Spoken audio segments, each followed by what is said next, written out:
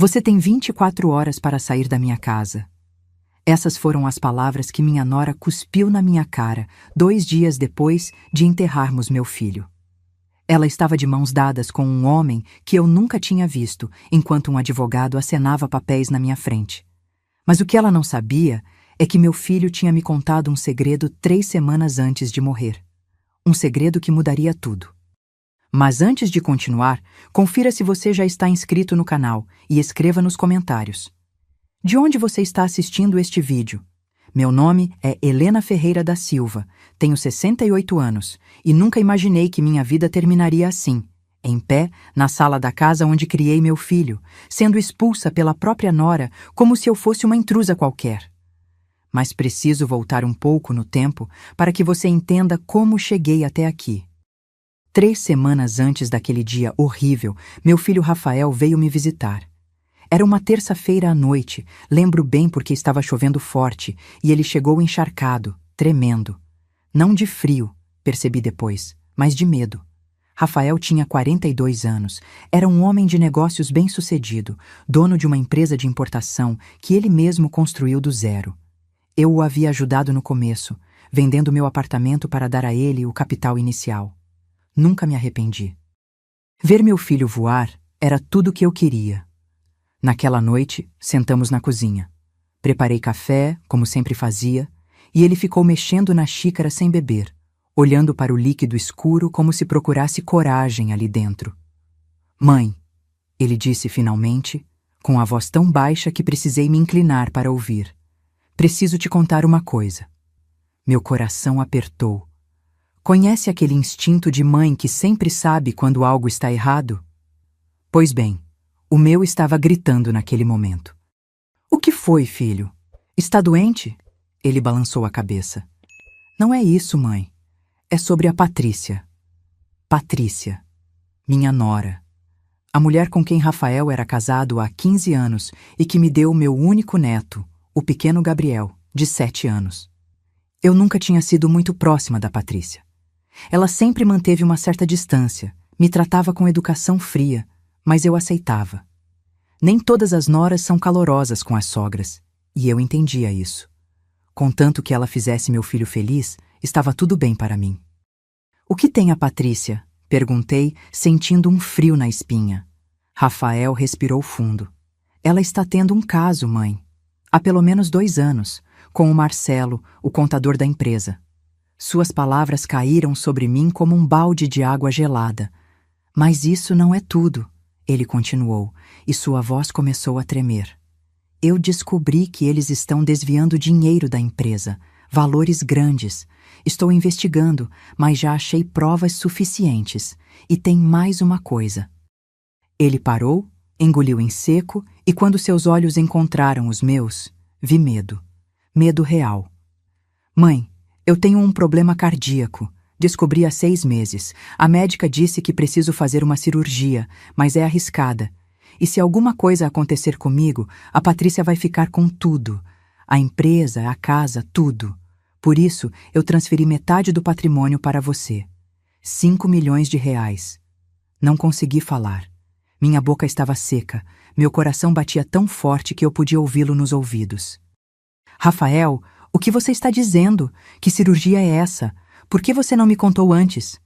Ele pegou minhas mãos e elas estavam geladas. "Porque eu não queria te preocupar, mãe, e porque eu precisava ter certeza do que estava acontecendo com a Patrícia antes de tomar qualquer decisão. Mas agora eu sei.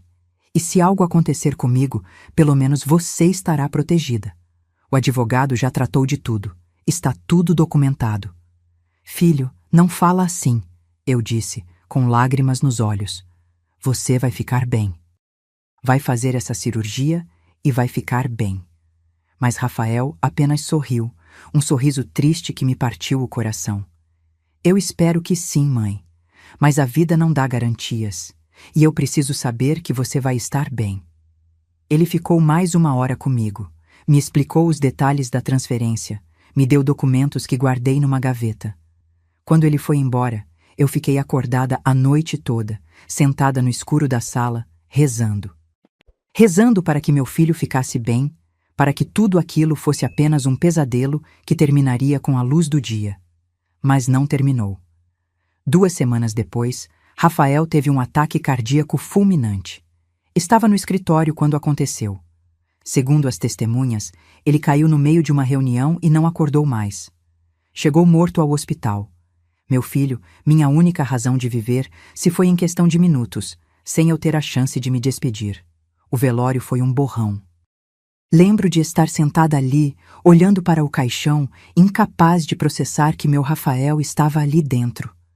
Patrícia chorou muito, fez uma cena dramática, se jogou sobre o caixão. As pessoas ao redor comentavam como ela estava devastada, como era uma esposa dedicada. Eu olhava para aquela mulher e pensava nas palavras do meu filho. Será que ela realmente amava Rafael? Ou eram lágrimas de culpa? Gabriel estava ao meu lado, confuso, perguntando por que o papai não acordava. Peguei meu neto no colo e tentei explicar o inexplicável para uma criança de 7 anos. Como você diz a um menino que o pai dele nunca mais vai voltar para casa? O enterro foi no dia seguinte. Choveu, como se até o céu chorasse por meu filho. Quando jogaram a primeira pá de terra sobre o caixão, senti minhas pernas fraquejarem. Minha irmã, Lucia, me segurou. Seja forte, Helena, ela sussurrou. Você precisa ser forte agora. Mas eu não me sentia forte. Sentia-me vazia, como se tivessem arrancado metade da minha alma e a enterrado junto com Rafael. Voltei para casa naquela noite, exausta, destruída.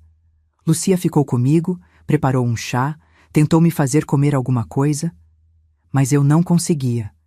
Apenas sentei na poltrona onde Rafael tinha sentado 3 semanas antes e chorei. Chorei até não ter mais lágrimas. Foi no dia seguinte que tudo desmoronou de vez. Era por volta das 3 da tarde quando a campainha tocou. Lucia tinha saído para comprar algumas coisas, então eu mesma fui atender. Quando abri a porta, Patrícia estava ali. Mas ela não estava sozinha. Havia um homem ao lado dela, alto, de óculos, que eu reconheci imediatamente das fotos da empresa. Marcelo, o amante, o ladrão, e atrás deles, um sujeito de terno segurando uma pasta de couro. Helena, Patrícia disse, e sua voz não tinha nenhum traço da tristeza que ela demonstrava no velório. Era fria, calculista. Precisamos conversar.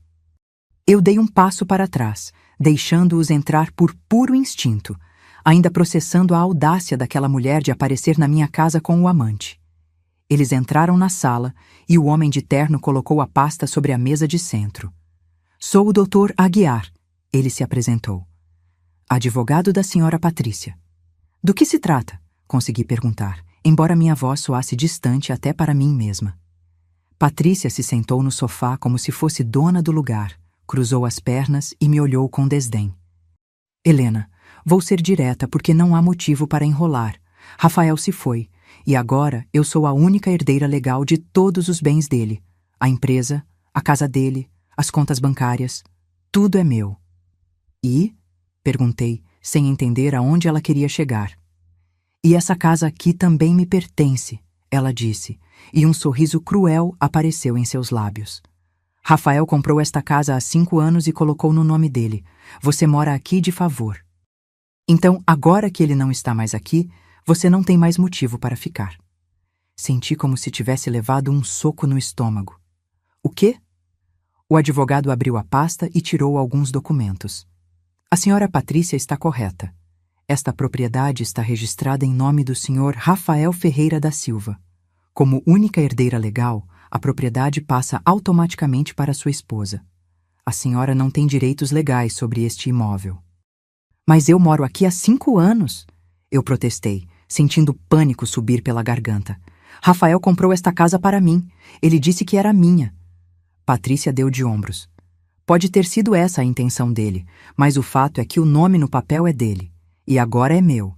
Então, Helena, você tem 24 horas para fazer suas malas e sair daqui. Olhei para ela, incrédula. Você não pode estar falando sério. Seu marido, meu filho, foi enterrado ontem. E justamente por isso estou sendo generosa dando 24 horas. Ela retrucou, se levantando. Mas não pense que vou sustentar uma velha inútil. Você não é mais minha responsabilidade. Marcelo, que até então tinha ficado calado, colocou a mão no ombro dela num gesto possessivo. Vamos, amor. Já dissemos o que tínhamos que dizer. Amor. Ele a chamou de amor, na minha frente. 2 dias depois de enterrarmos Rafael. Quando a porta se fechou atrás deles, fiquei paralisada no meio da sala, incapaz de processar o que tinha acabado de acontecer. Meu filho tinha morrido há apenas 2 dias, e sua viúva, não, sua assassina de reputação, tinha acabado de me expulsar da minha própria casa, ou da casa que eu pensava ser minha. Minhas pernas cederam e caí de joelhos no chão. Não chorei. Não tinha mais lágrimas. Apenas fiquei ali, olhando para o carpete velho que Rafael tinha prometido trocar, mas nunca teve tempo. As memórias inundaram minha mente como uma represa se rompendo. Rafael criança, correndo por esta mesma sala com seu carrinho de brinquedo. Rafael adolescente, estudando para o vestibular naquela mesa. Rafael adulto, me abraçando e dizendo: Mãe, comprei uma casa para você. Nunca mais vai precisar se preocupar com aluguel. E como tudo tinha dado tão errado. Como eu tinha perdido meu filho e, em questão de horas, estava perdendo também meu lar, minha dignidade, minha razão de viver. Foi assim que Lucia me encontrou quando voltou do mercado, de joelhos no chão, olhando para o nada. Helena, pelo amor de Deus, o que aconteceu? Ela largou as sacolas e correu até mim, me ajudando a levantar. Quando consegui falar, quando contei tudo o que Patrícia tinha dito, vi a fúria tomar conta do rosto da minha irmã. Aquela víbora! Lucia praticamente gritou. Como ela ousa? O Rafael nem esfriou no túmulo. Lucia, eu disse com a voz cansada, derrotada. Ela tem razão. A casa está no nome do Rafael. Eu não tenho nada. Nada além das minhas roupas velhas e algumas lembranças. Não, Lucia disse firmemente, segurando meus ombros. Rafael te falou sobre o dinheiro, lembra? Os 5 milhões que ele transferiu para você. Isso é seu. Ela não pode tocar nisso. 5 milhões. Por um momento, eu tinha até esquecido. A dor da perda era tão grande que havia apagado tudo mais. Mas Lucia estava certa. Rafael tinha me deixado aquele dinheiro exatamente para me proteger de uma situação como esta. Fui até o quarto e abri a gaveta onde tinha guardado os documentos que Rafael me deu. Lá estavam eles, organizados numa pasta amarela. Comprovantes de transferência bancária, uma escritura de doação, tudo assinado e autenticado. Rafael tinha feito isso direito. Tinha me protegido mesmo depois de morto. Preciso de um advogado, eu disse, segurando os papéis contra o peito. Preciso de alguém que entenda dessas coisas e me ajude. Lucia assentiu. Conheço alguém, Dr. Henrique Tavares. Ele é bom e honesto. Vou ligar para ele agora. Naquela mesma noite, o Dr. Henrique veio até minha casa. Era um homem de uns 50 anos, cabelos grisalhos, óculos de leitura pendurados numa corrente. Ele examinou os documentos que Rafael tinha me dado com atenção meticulosa, virando cada página, verificando cada assinatura. Dona Helena, ele disse finalmente, tirando os óculos e me olhando com seriedade. Seu filho era um homem muito inteligente. Esta doação é irrevogável e está perfeitamente documentada. Os 5 milhões de reais são legalmente seus. A senhora Patrícia não pode tocá-los. Senti um peso sair dos meus ombros. Então estou protegida? Quanto ao dinheiro, sim, ele confirmou. Mas em relação a esta casa, infelizmente ela tem razão. Se a propriedade está registrada no nome do Rafael e não há testamento especificando que é sua, ela passa automaticamente para minha esposa como herança. Mas Rafael me disse que a casa era minha, protestei, sentindo a injustiça queimar no peito. Eu acredito em você, dona Helena, mas o que importa perante a lei é o que está escrito no papel. E no papel, a casa pertencia ao Rafael. Agora pertence à viúva. Ele fez uma pausa. No entanto, há algo que podemos fazer. A lei determina que um despejo deve seguir procedimentos legais. Ela não pode simplesmente te expulsar amanhã. Isso nos dá tempo. Tempo para quê? Perguntei. Dr. Henrique juntou os papéis. Tempo para investigar. Porque tenho a sensação de que há mais coisas erradas aqui do que apenas uma transferência de propriedade. Você mencionou que seu filho descobriu que a esposa estava desviando dinheiro da empresa? Sim, confirmei. Ele me contou que tinha provas, mas não sei onde elas estão. Vamos encontrá-las, Dr. Henrique disse com determinação. E quando encontrarmos, a senhora Patrícia vai se arrepender de ter mexido com a senhora. Nos dias seguintes, Dr. Henrique trabalhou incansavelmente. Ele entrou com uma ação judicial contestando o despejo sumário, argumentando que eu tinha direitos de posse pela ocupação prolongada do imóvel. Isso nos comprou pelo menos 3 meses. 3 meses para eu descobrir a verdade sobre o que Patrícia e Marcelo tinham feito.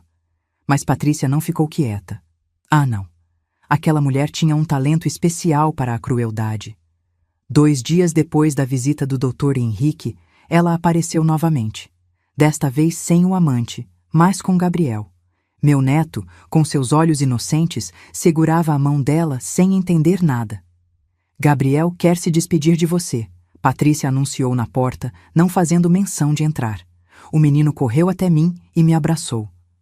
Vovó, por que a mamãe diz que você vai embora?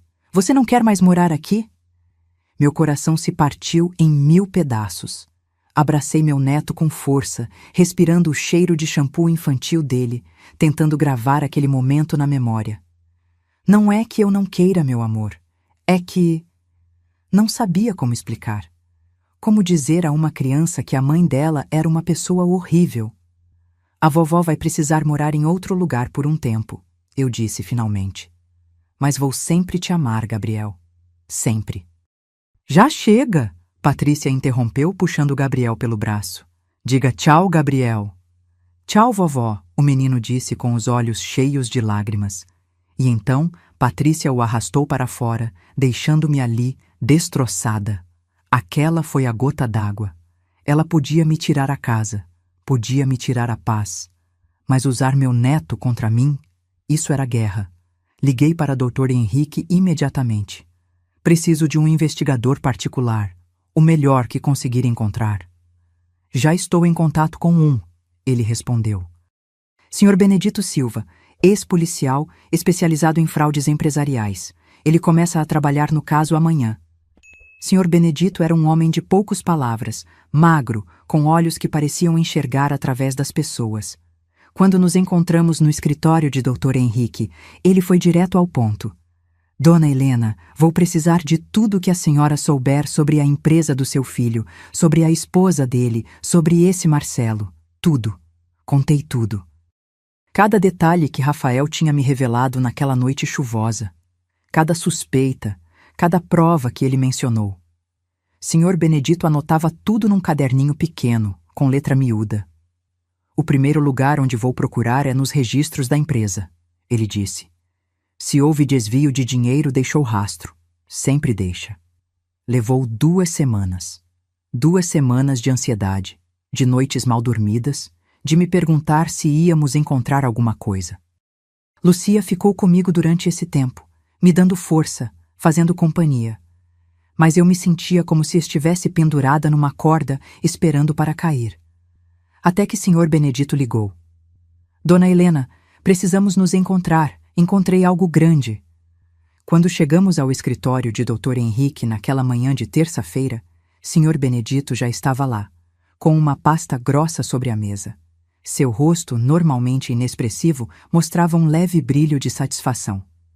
Achei, ele disse simplesmente. E é pior do que imaginávamos. Ele abriu a pasta e começou a espalhar documentos pela mesa. Extratos bancários, notas fiscais, contratos.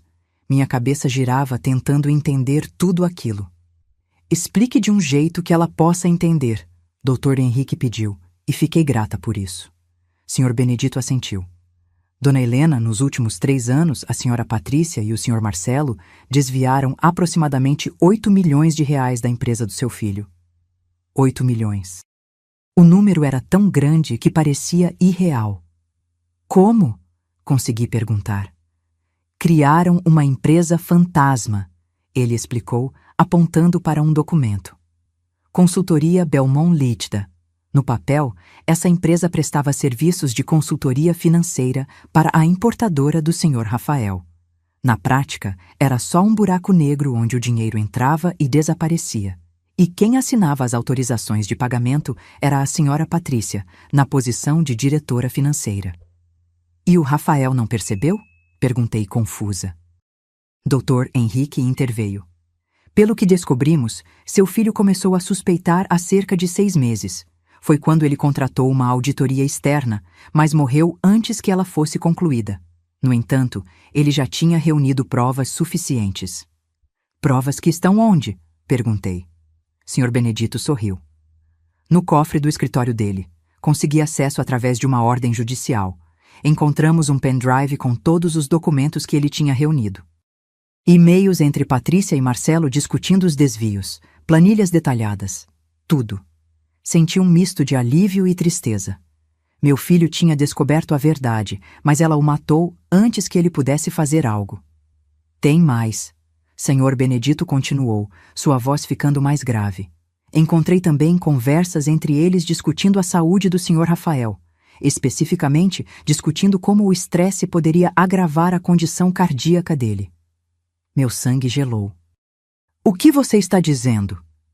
Estou dizendo que eles sabiam do problema cardíaco dele.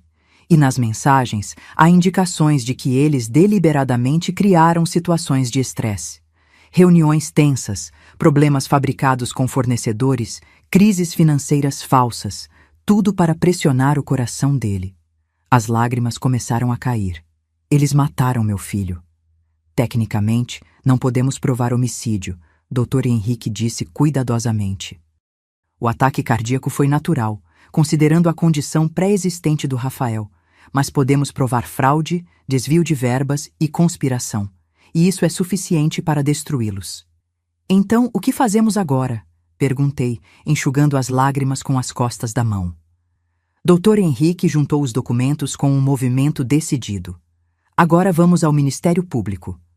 Vamos apresentar uma denúncia criminal contra Patrícia Mendes da Silva e Marcelo Augusto Ferreira, por apropriação indébita, estelionato e formação de quadrilha. E, paralelamente, vamos entrar com uma ação civil para recuperar os bens que foram fraudulentamente obtidos. Incluindo a casa? Perguntei, com um fio de esperança na voz. Incluindo a casa, ele confirmou. Porque se conseguirmos provar que os bens do Rafael foram obtidos durante o período em que ele estava sendo fraudado, tudo pode ser revertido. A herança dela pode ser anulada. Naquele momento, pela primeira vez desde a morte do Rafael, senti que talvez houvesse justiça no mundo. Talvez meu filho pudesse descansar em paz. Talvez eu pudesse recuperar não só minha casa, mas minha dignidade. A denúncia foi protocolada na quinta-feira. Na sexta-feira, 2 policiais apareceram na porta de Patrícia com um mandado de busca e apreensão. Eu não estava lá, mas Lucia ficou sabendo através de uma vizinha e me contou tudo. Disseram que Patrícia gritou, chorou, disse que era tudo mentira, que eu era uma velha louca vingativa que não aceitava a morte do filho. Mas os policiais não ligaram. Entraram na casa, reviraram tudo, apreenderam computadores, documentos, celulares. Marcelo estava lá também. Aparentemente, ele já tinha se mudado para a casa que era do meu filho e foi levado para prestar depoimento. Patrícia também. Dr. Henrique me ligou no fim da tarde. Dona Helena, a polícia encontrou mais provas. Transferências bancárias que eles pensavam ter apagado, e-mails em servidores de backup. Está tudo documentado. O Ministério Público vai oferecer denúncia na semana que vem. E quanto à minha casa? Perguntei. O juiz aceitou nosso pedido de bloqueio de bens. Patrícia não pode vender, alugar ou transferir a propriedade enquanto o processo criminal estiver em andamento. Você pode continuar morando lá. Era uma vitória pequena, mas era uma vitória. Lucia comemorou fazendo um bolo, e nós duas sentamos na cozinha, comendo e chorando ao mesmo tempo. Chorando pelo Rafael, mas também sentindo que finalmente estávamos fazendo algo certo. No sábado, Patrícia apareceu novamente, mas desta vez era diferente. Ela não estava arrogante, não estava com um amante, Estava sozinha, de olhos vermelhos, maquiagem borrada. Bateu na porta tão baixo que quase não ouvi. Quando abri, ela praticamente caiu nos meus braços. Helena, por favor, ela choramingou. Por favor, retire a denúncia.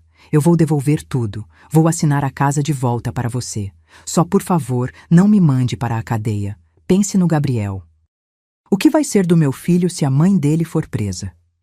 Olhei para aquela mulher que tinha me expulsado da minha casa 2 dias depois de enterrar meu filho. A mulher que tinha roubado de Rafael. A mulher que, segundo as provas, tinha contribuído para a morte dele.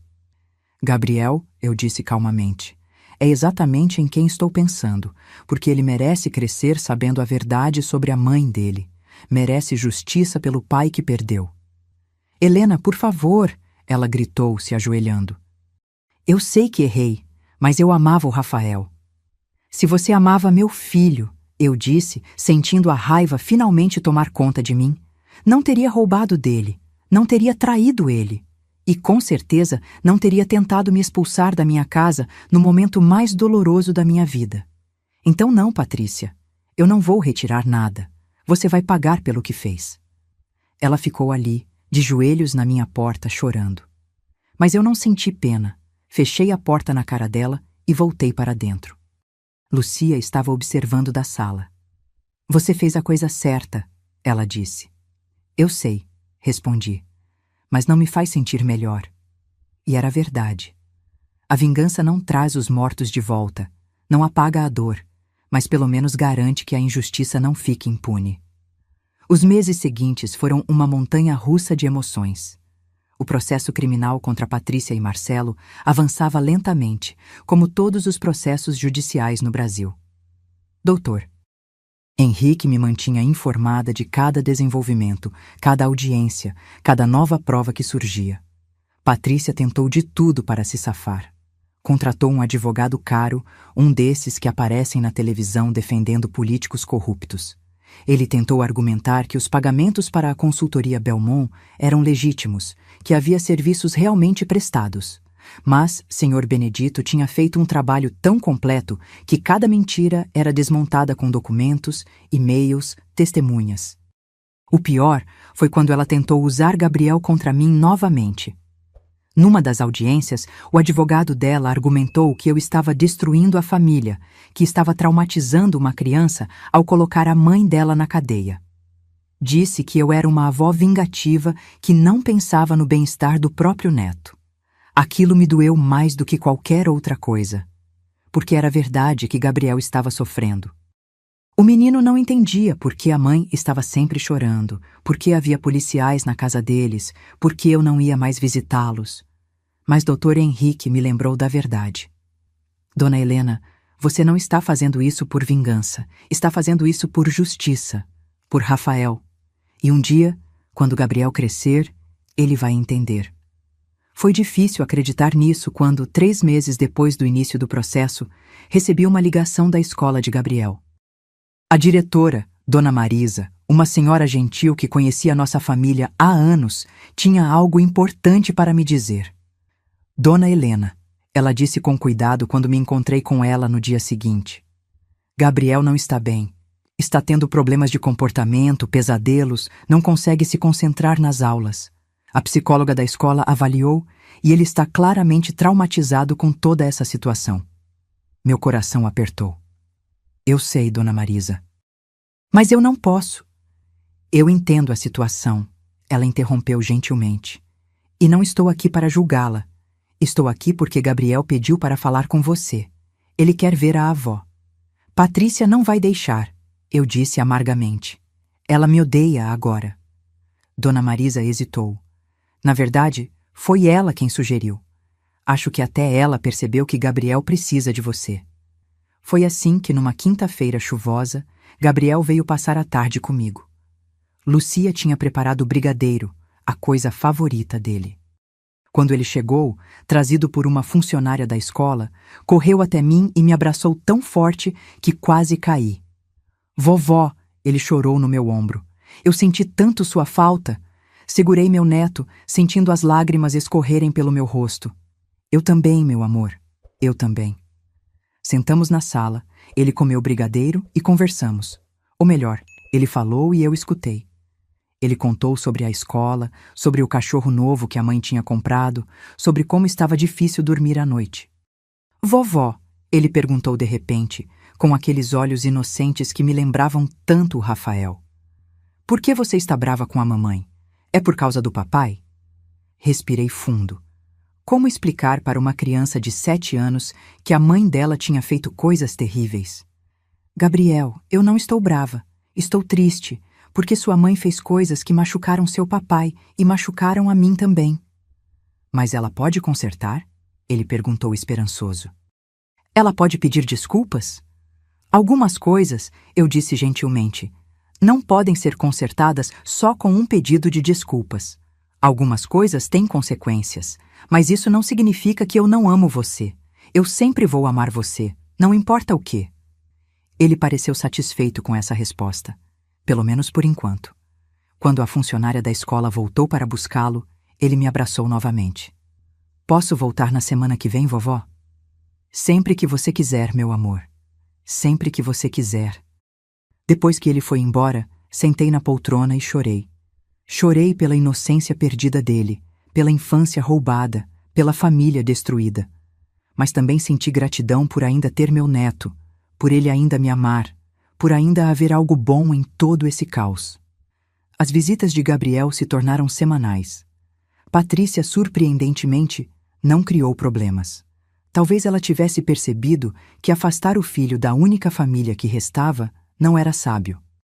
Ou talvez seu advogado tivesse dito que tentar me separar de Gabriel poderia piorar sua situação no tribunal. Seja qual fosse a razão, eu aceitava. Cada quinta-feira, Gabriel vinha para a minha casa. Fazíamos biscoitos juntos, assistíamos desenhos, eu o ajudava com a lição de casa. Eram as únicas horas da semana em que eu me sentia realmente viva, realmente necessária. Enquanto isso, o processo avançava. 6 meses após a denúncia inicial, o Ministério Público apresentou a acusação formal. Patrícia e Marcelo foram indiciados por peculato, estelionato e associação criminosa. As penas somadas podiam chegar a 15 anos de prisão. Dr. Henrique me explicou que dificilmente eles pegariam tanto tempo, especialmente sendo réus primários. Mas vão pegar alguma coisa, ele assegurou. E mais importante, vão ter que devolver tudo o que roubaram. E a casa? Perguntei, como sempre. A casa vai voltar para você, dona Helena. Tenho certeza disso. Mas havia uma complicação. A empresa de Rafael tinha falido durante todo esse processo. Sem a liderança dele, com os desvios de dinheiro sendo expostos, os clientes fugiram. A falência foi decretada e os bens da empresa foram leiloados para pagar dívidas. O que significava que os 8 milhões que Patrícia e Marcelo tinham roubado não existiam mais, tinham sido gastos, escondidos, transferidos para contas no exterior que Sr. Benedito não conseguia rastrear. Então eles vão sair impunes? Perguntei a doutor. Henrique, incrédula. Não impunes, vão responder criminalmente, mas em termos de recuperar o dinheiro, é improvável. Foi um golpe duro. Eu tinha os 5 milhões que Rafael tinha me transferido, então não estava financeiramente desamparada. Mas a ideia de que eles tinham roubado tanto e não teriam que devolver era revoltante. Pelo menos, Dr. Henrique disse, tentando me consolar, a casa é sua. O juiz já decidiu. Como o dinheiro usado para comprar a casa veio de recursos da empresa, e considerando que você já morava aqui antes da compra, a propriedade reverte para você. Era uma vitória, mesmo que amarga. A casa onde criei Rafael, onde ele cresceu, onde demos nossos últimos abraços, ela era minha novamente. Legalmente, indiscutivelmente minha. O julgamento aconteceu quase 1 ano depois da morte de Rafael. Foi num dia quente de fevereiro, o tipo de calor sufocante que faz o asfalto derreter. Cheguei ao tribunal cedo, acompanhada por Lucia e Dr. Henrique. Meu coração batia tão forte que eu podia ouvi-lo. Patrícia estava lá, sentada do outro lado da sala com seu advogado. Ela tinha emagrecido, o rosto estava pálido, olheiras profundas. Marcelo estava ao lado dela, também visivelmente abalado. Quando nossos olhos se encontraram, ela desviou o olhar. Não havia mais arrogância ali, apenas derrota. O juiz era um homem de meia idade, de óculos e expressão séria. Ele revisou o caso, ouviu os argumentos finais de ambos os lados, examinou as montanhas de provas que Sr. Benedito tinha reunido. O silêncio na sala era opressivo. No caso em questão, o juiz finalmente falou, sua voz ecoando pela sala. As provas apresentadas pela acusação são contundentes e incontestáveis. A ré Patrícia Mendes da Silva, em conluio com o réu Marcelo Augusto Ferreira, desviou recursos significativos da empresa importadora Rafael Silva Litada, através de operações fraudulentas. Ele continuou, detalhando cada crime, cada prova, cada agravante. Meu coração acelerava a cada palavra. Considerando a gravidade dos fatos, a premeditação evidente e o abuso de confiança, o juiz concluiu: condeno a ré Patrícia Mendes da Silva a 8 anos de reclusão em regime inicialmente fechado, pelos crimes de peculato e estelionato qualificado. O réu Marcelo Augusto Ferreira é condenado a 10 anos pelos mesmos crimes, com a agravante de ter sido o idealizador do esquema. A sala explodiu em murmúrios. Patrícia deixou cair o rosto nas mãos e começou a chorar. Marcelo ficou pálido como um fantasma. Seu advogado imediatamente pediu que as penas fossem cumpridas em regime aberto, argumentando que eram réus primários, que tinham um filho menor para cuidar. O juiz considerou. Quanto ao regime, dado que a ré tem um filho menor sob sua guarda e não representa risco à sociedade, concedo que a pena seja cumprida inicialmente em regime semiaberto, com uso de tornozeleira eletrônica. Ao réu Marcelo Augusto Ferreira, mantenho o regime fechado. Não era tudo o que eu queria, mas era justiça. Patrícia ia pagar pelo que fez. Talvez não da forma mais severa possível, mas ia pagar. Quando saí do tribunal, senti um peso imenso sair dos meus ombros. Lucia me abraçou, chorando. Conseguimos, Helena. Por Rafael. Conseguimos. Naquela noite, fui ao cemitério pela primeira vez em meses. Tinha evitado ir porque era doloroso demais, mas agora sentia que precisava. Precisava contar a Rafael que tinha lutado por ele, que tinha garantido que sua morte não fosse em vão. Sentei ao lado do túmulo dele, passando a mão pela lápide fria. Filho, eu disse em voz baixa, eu fiz o que você me pediu. Protegi o dinheiro, protegi sua memória, garanti que ela pagasse. Espero que você esteja orgulhoso de mim. O vento soprou suavemente, balançando as flores que eu tinha trazido, e naquele momento eu senti paz, não felicidade. A felicidade tinha morrido com Rafael, mas paz. A paz de saber que tinha feito o certo. As semanas seguintes foram de ajustes. Patrícia começou a cumprir sua pena em regime semiaberto, o que significava que ela dormia numa unidade prisional, mas passava os dias em casa. A tornozeleira eletrônica garantia que ela não fugia. Marcelo foi para uma penitenciária de verdade, o que secretamente me deu uma satisfação sombria. Gabriel continuava vindo me visitar. Ele sabia agora que a mãe tinha feito algo errado e estava sendo punida, mas não entendia os detalhes. A mamãe vai ficar presa por muito tempo? Ele me perguntou um dia, enquanto montávamos um quebra-cabeça na mesa da cozinha. Por um tempo, sim, eu respondi honestamente. Mas ela ainda vai poder cuidar de você durante o dia. Só vai ter que dormir num lugar diferente. E você vai continuar sendo minha vovó? Ele perguntou, me olhando com aqueles olhos que me partiam o coração. Sempre, eu prometi. Sempre. Foi nessa época que Dr. Henrique me procurou com uma proposta. Dona Helena, considerando tudo o que aconteceu, acho que seria benéfico para Gabriel se você pedisse a guarda compartilhada dele. Com Patrícia cumprindo pena, o juiz provavelmente concederia. Pensei nisso por dias. Ter Gabriel morando comigo, mesmo que parcialmente, seria maravilhoso. Mas também significaria mais confronto com Patrícia, mais dor para todos os envolvidos. No final, decidi aceitar. Não por vingança, mas porque Gabriel precisava de estabilidade. Precisava de alguém que estivesse presente de verdade, não apenas fisicamente, mas emocionalmente. E Patrícia, mesmo fora da prisão durante o dia, estava claramente incapaz de oferecer isso. O pedido foi feito. Patrícia surpreendentemente não contestou. Talvez ela tivesse percebido que não tinha forças para lutar mais uma batalha, ou talvez, no fundo, soubesse que era o melhor para Gabriel. A guarda compartilhada foi concedida. Gabriel passaria metade da semana comigo, metade com a mãe. Era um arranjo estranho, mas funcionava.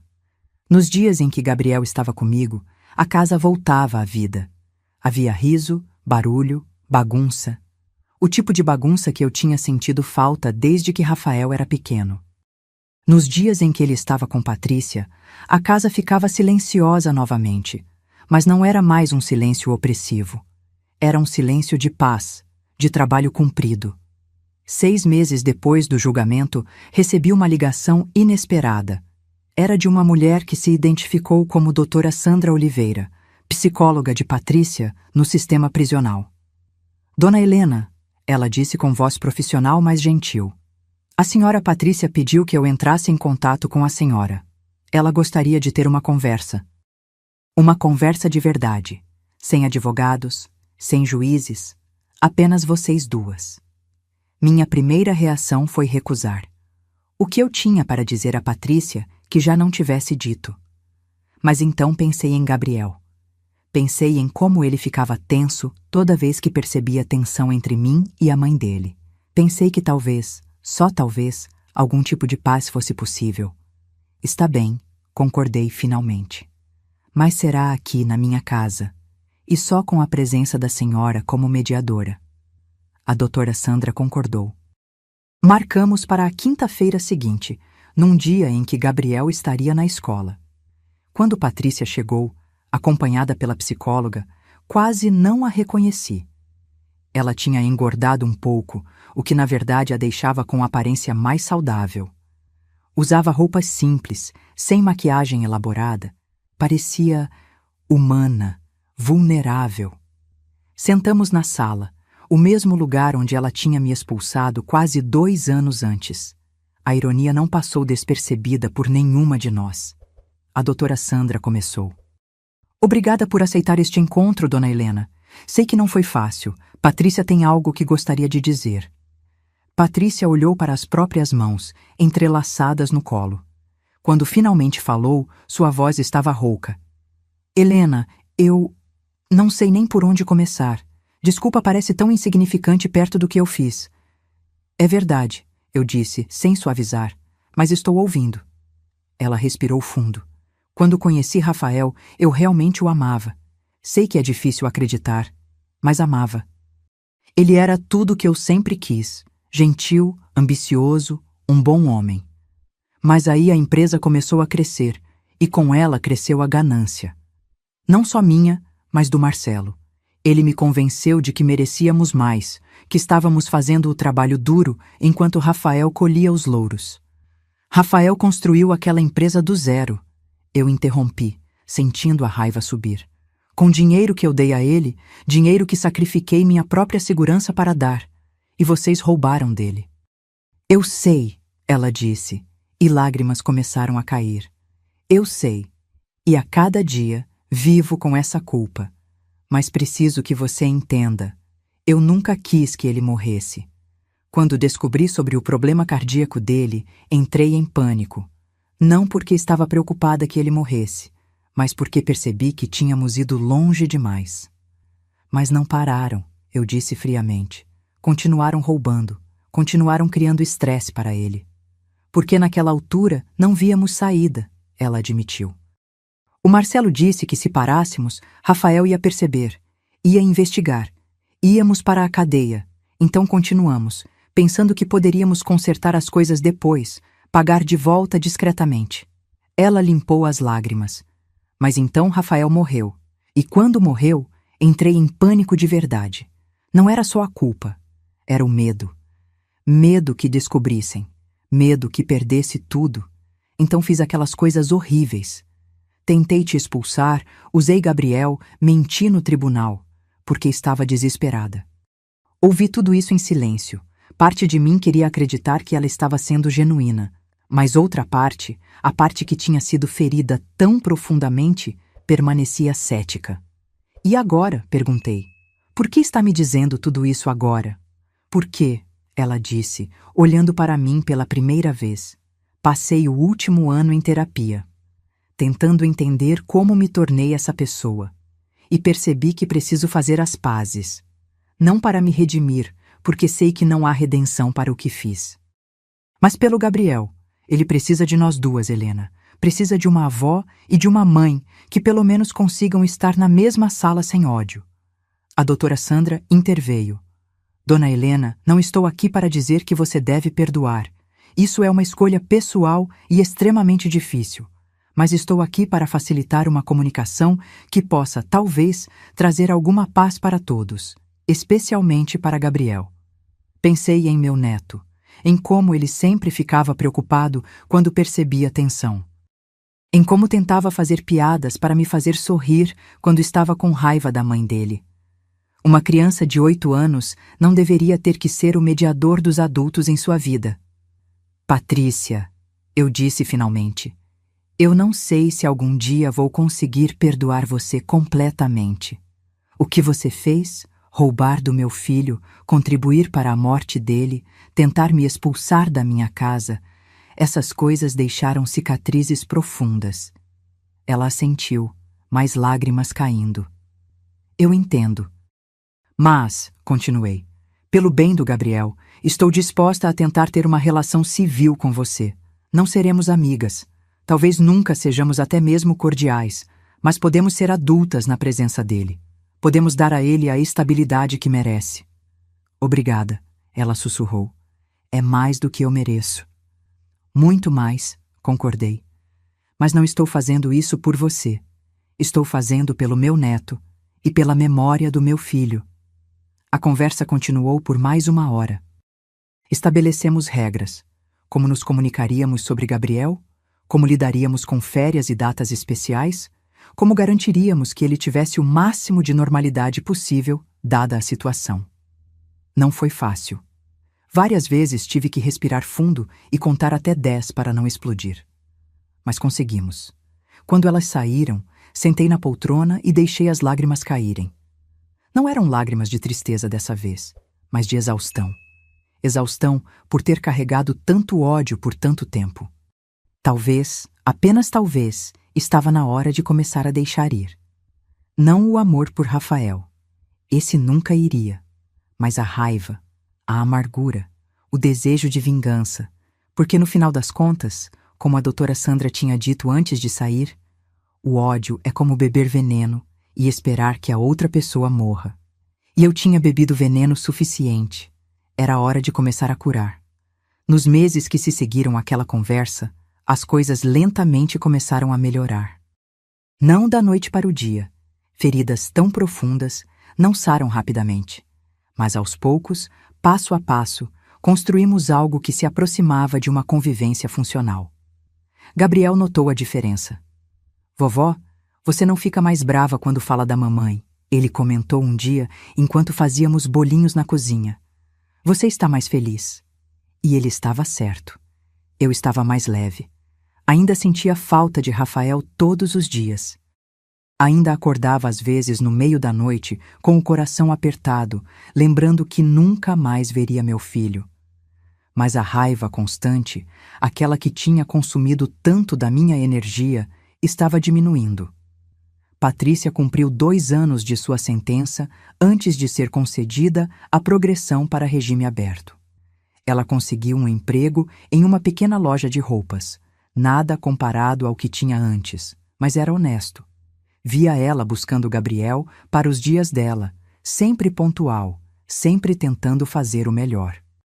Um dia, uns 3 anos após a morte de Rafael, Patrícia apareceu na porta com uma expressão nervosa. Gabriel estava comigo para o fim de semana. Helena, ela disse hesitante, posso falar com você 1 minuto? Deixei-a entrar. Sentamos na sala e ela tirou um envelope da bolsa. O que é isso? Perguntei. É uma escritura, ela explicou. Daquela casa onde eu morava com Rafael, a que foi confiscada durante o processo. Ela foi leiloada para pagar as dívidas da empresa e eu consegui descobrir quem comprou. Ela me estendeu o envelope. Conversei com os compradores, expliquei a situação. Eles concordaram em vender para mim. Quer dizer, para você, pelo mesmo preço que pagaram. Sei que não é muito, mas é a casa onde Rafael viveu, onde Gabriel nasceu. Achei que deveria ser sua. Abri o envelope com mãos trêmulas. Lá estava, uma proposta de venda para a casa. O preço era justo, algo que eu poderia pagar com o dinheiro que Rafael tinha me deixado. Por quê? Perguntei confusa. Por que está fazendo isso? Patrícia olhou para as próprias mãos. Porque passei os últimos 3 anos tentando ser uma pessoa melhor. E porque sei que nunca vou poder compensar o que fiz. Mas isso é um começo. Um pequeno começo. Comprei a casa. Não para morar. Minha casa atual tinha tantas memórias de Rafael que não conseguia deixá-la. Mas comprei para Gabriel. Reformei. Transformei o quarto que foi dele em bebê num quarto de criança mais velha. E disse a Gabriel que aquela seria sempre sua casa, não importa o que acontecesse. Mesmo quando eu crescer? Ele perguntou com aqueles olhos brilhantes. Mesmo quando você crescer, prometi. Esta casa é sua história, Gabriel. É onde seu pai morou, onde você nasceu. E sempre será sua. O tempo passou. Gabriel cresceu, se tornou um adolescente inteligente e bondoso. Ele sabia a verdade sobre o que sua mãe tinha feito. Não tínhamos como esconder quando ele ficou mais velho, mas também viu a redenção dela, o esforço constante para ser melhor. Vovó, ele me perguntou um dia, já com 15 anos. Você perdoou a mamãe? Pensei cuidadosamente antes de responder. Perdoar não significa esquecer, Gabriel. Não significa que o que ela fez estava certo ou que não dói mais. Mas significa que escolhi não deixar aquilo definir o resto da minha vida. Significa que dei a ela uma chance de ser melhor, e ela aproveitou. Ele assentiu, parecendo compreender. Papai estaria orgulhoso de você, ele disse, e essas palavras, vindas do filho do meu filho, significaram mais do que qualquer outra coisa. Patrícia terminou de cumprir sua pena. Marcelo também, eventualmente, foi solto após cumprir 6 anos. Ouvi dizer que ele se mudou para outro estado, tentando recomeçar. Patrícia permaneceu, trabalhando, cuidando de Gabriel quando era seu turno, vivendo uma vida simples e honesta. Numa manhã de domingo, 5 anos após a morte de Rafael, acordei e fui até o cemitério. Era o aniversário dele. 47 anos que ele nunca chegaria a completar. Levei suas flores favoritas, girassóis amarelos, e me sentei ao lado do túmulo. Filho, comecei como sempre fazia.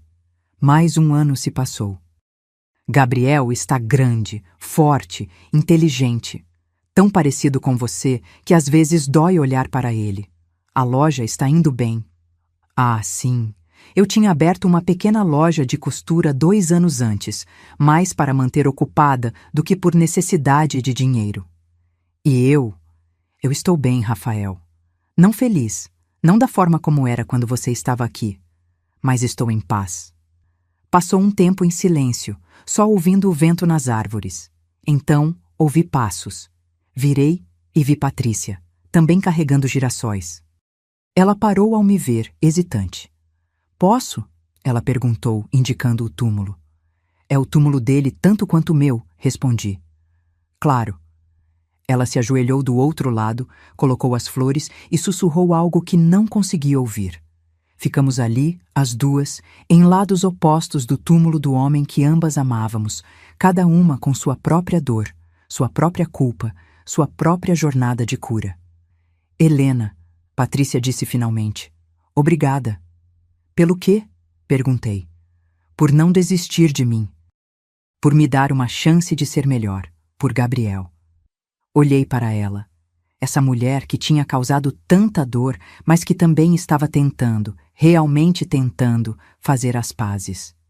Todos merecem uma segunda chance, eu disse, mesmo quando é difícil de dar.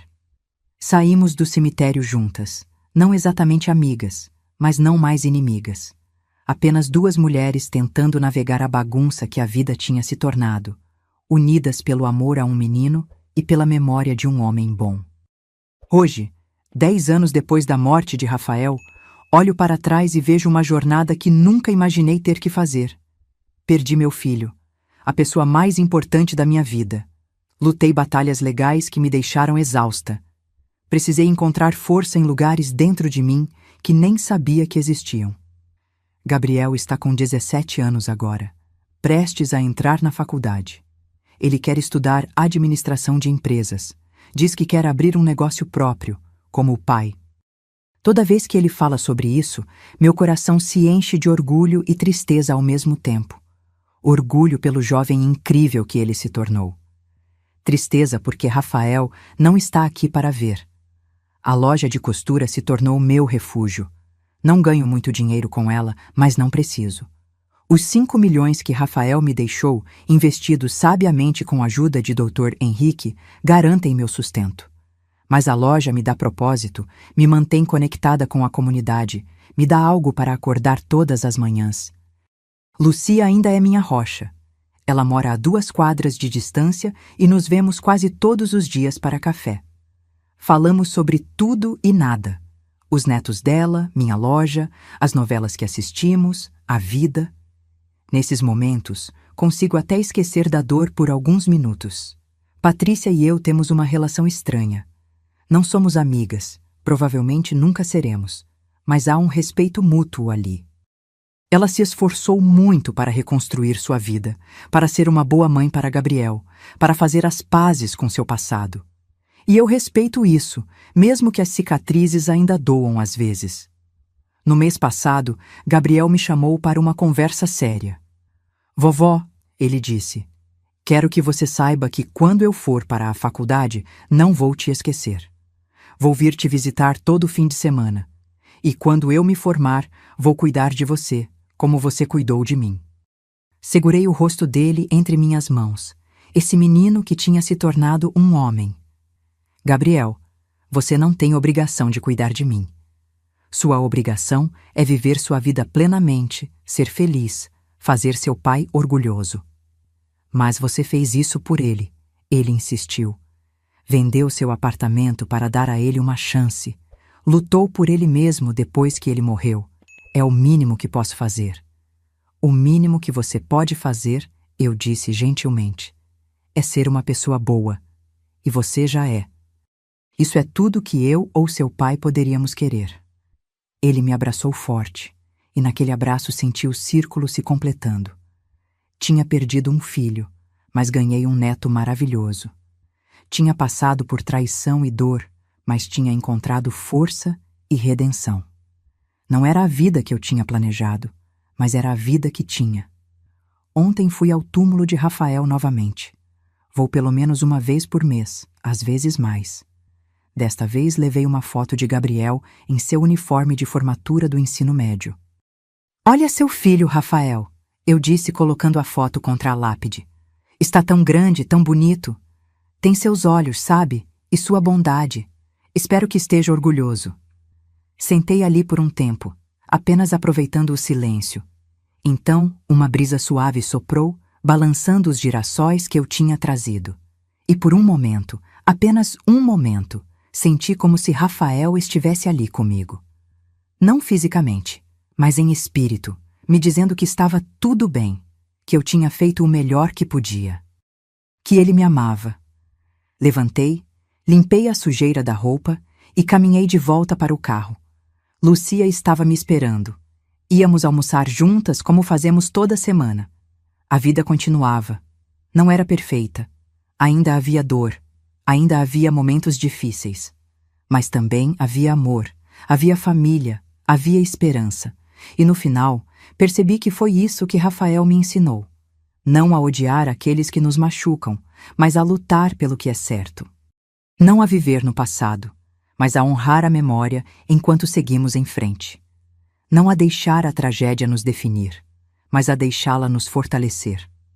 Hoje, aos 78 anos, ainda sinto falta do meu filho todos os dias. Ainda choro às vezes, quando uma música toca ou quando vejo algo que me lembra dele. Mas também sorrio. Sorrio quando Gabriel me conta sobre seus planos. Sorrio quando vejo a loja cheia de clientes. Sorrio quando Lucia conta uma piada ruim e nós duas rimos até chorar. A vida depois da perda não é sobre esquecer ou superar. É sobre aprender a carregar a dor enquanto ainda encontramos razões para viver. É sobre honrar aqueles que perdemos ao vivermos da forma que eles gostariam que vivêssemos, com coragem, com dignidade, com amor. E é isso que continuo fazendo, dia após dia, vivendo não apenas por mim, mas por Rafael, por Gabriel, por todos aqueles que acreditaram em mim quando eu mesma duvidei. A jornada foi longa e difícil, mas no final valeu a pena. Porque no final, o amor sempre vale a pena. Agora, se você gostou dessa história, clica em se inscrever e me diz nos comentários qual parte te deixou de queixo caído.